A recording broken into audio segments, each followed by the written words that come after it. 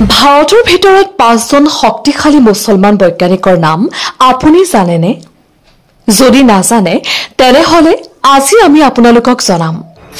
প্ৰথম doctor APJ Abdul Kalam, missile man of India নামেৰে জনাজাত।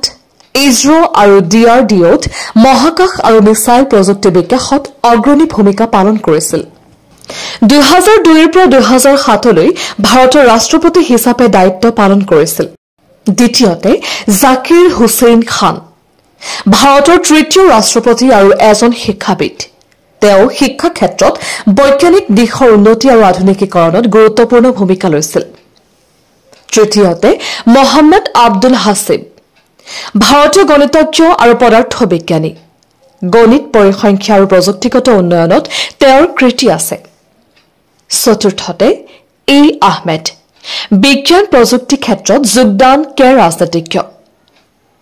যদিও তেওঁ মূলতঃ ৰাজনীতিত সক্ৰিয় আছিল, বিজ্ঞান আৰু প্ৰযুক্তি শিক্ষাৰ উন্নয়নত উদ্যোগী হৈছিল।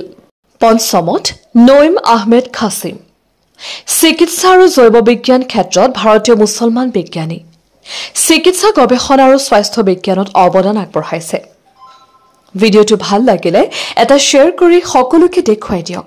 ইমান সময় চাই থকাৰ বাবে আপোনাক ধন্যবাদ।